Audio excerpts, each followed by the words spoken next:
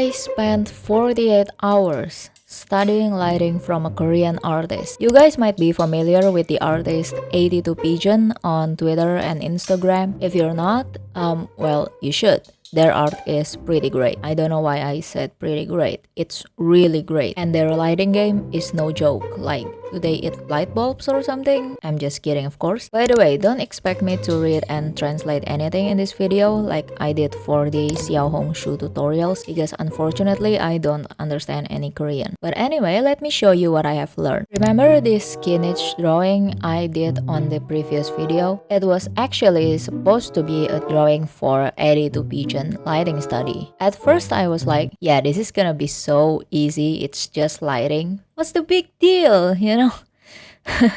It's a lighting. Easy. Wrong! I spent the entire day frustrated trying to figure out why my lighting isn't as good as 82 Pigeons. Well, I found the answer. It's a skill issue, and that's why I need to learn. 82 Pigeon does have online classes you can purchase. I think it's on Naver, the Korean search engine. But let's try analyzing their artworks on our own. I'm not being cheap, it's called being resourceful. Let's start with something simple, rim light. It's also known as backlighting and is a dramatic lighting technique to highlight the edges of a character or an object. So imagine there's a light behind you and it only highlights the edges of your body, but the rest is left in the shadows. To start off, we'll cover the entire drawing in shadows using the multiply layer. You can use whatever color you like. I used gray. The thing about multiply is if you apply lighter colors, it will turn darker and more saturated. So keep that in mind. Now, if you look at 82 Pigeon's drawing, there's a soft glow around the rim light. To achieve this, I will first erase the shadow using a soft eraser. I don't directly add the highlight on top of the shadow because it doesn't look that good. Here, let me show you.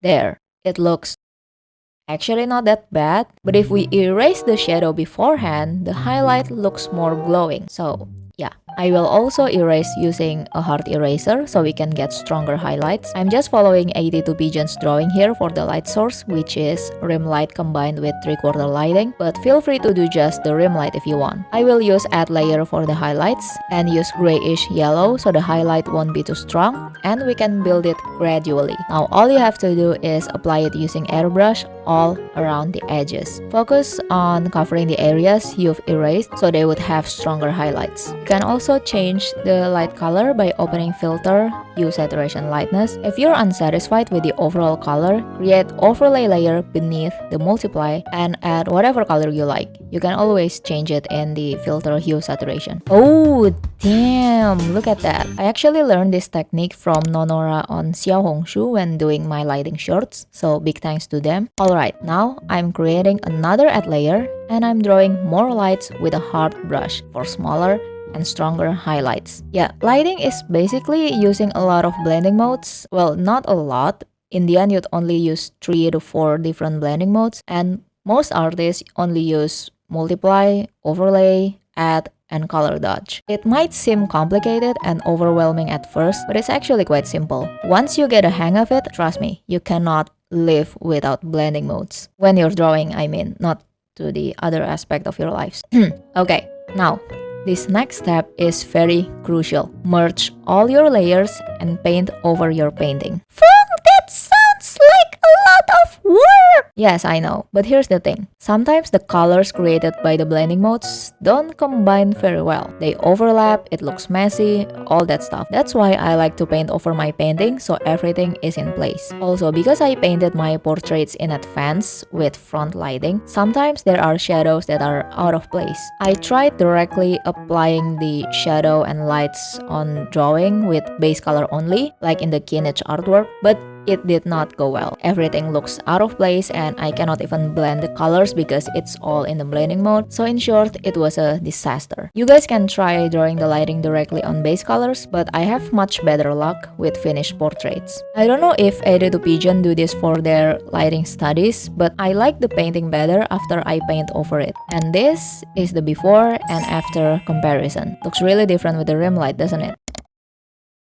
Let's take it up a notch with this under the sea lighting. Looks really cool and beautiful and doesn't trigger my thalassophobia whatsoever. Start with applying blue-green shadows with Multiply. Afterwards, I apply more saturated colors using Overlay. I alternate between blue and green to create color variations. I will use Add Layer and apply muted blue-green for the highlights. I'll apply it mostly on the bottom according to 82 Pigeon's artwork. There's also a top light, so let's apply that real quick. It's not blue-green, but let's deal with that later. By the way, is there a name for blue-green color? I'm getting tired of saying blue-green. Okay, so there are several names. Turquoise, aqua, teal, cyan, and blue-green. Seriously? Well, the easiest one for me to read is either aqua or teal. But I will go with teal because it only has one syllable. Okay, I erased the shadow on top of his head. I also tried erasing the rest like I did for the rim light, but it doesn't look good. The color's way off. So I made an add layer and used muted teal to paint the lighting. It's a bottom lighting, so the lights will be on the lower half of his face. Wait, actually, it also has top lighting. So, yeah, I don't know, top and bottom lighting? Anyway, understanding the planes of the face is very important in lighting. I found a helpful tool created by William Nguyen on ArtStation that lets you move the head and lights around, including a secondary light. It shows how light hits each plane of the face and the different shadow intensities, which help make the face look three-dimensional and realistic in paintings. I will link this in the description, but if you find it too complicated, studying other people's work is also very helpful, like what I'm doing right now. Alright, let's draw these squiggly lines. You know how the ocean has these wavy, abstract lines? Yeah, we're drawing those. I'm just gonna draw it randomly on the body and the face and the hair. Now open filter and choose Gaussian blur. And look at that, it's like Tartaglia is actually at the bottom of the ocean. Okay, there's this, I don't know what these are, but I try to replicate it by drawing the shapes with hard brush and use chromatic aberration filter and Gaussian blur on it. Like before, I also painted over the portrait to tidy things up. Lastly, I added some bubbles. Do not ask me how to draw bubbles. I literally just draw whatever and hope they look like bubbles. And so this is the before and after comparison. This is Tartaglia on the ground and this is him being drowned.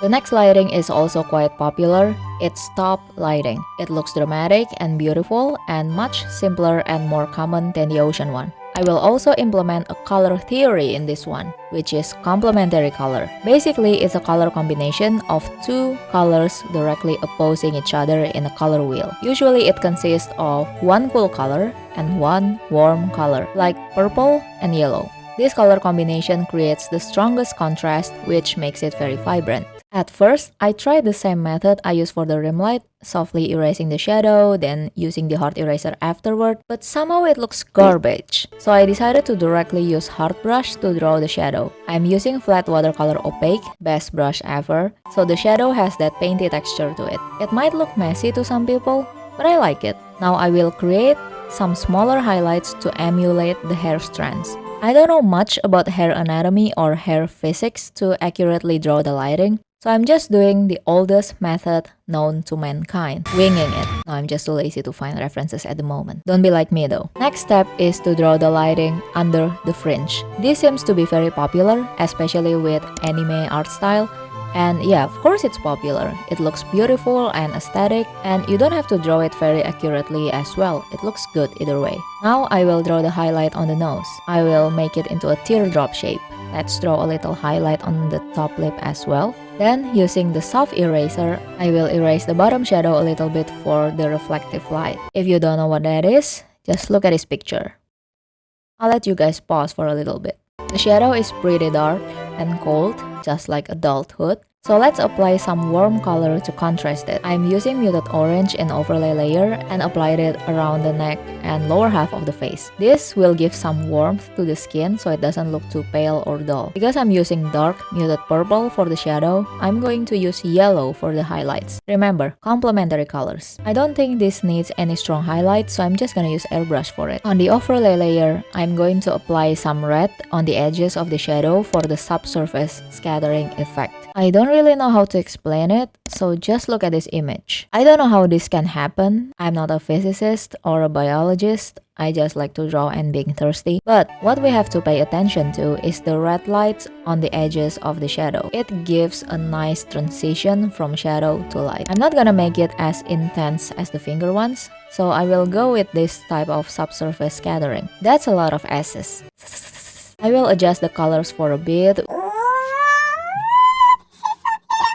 Purple and yellow, they never go wrong. I will paint over the portrait to add some hair strands and fix some stuff. And here's the before and after comparison. Learning from 82 Pigeons artworks really improves my lighting game. I also know more about blending modes and how to utilize them by doing this lighting study. I really encourage you guys to do this as well, and that's about it.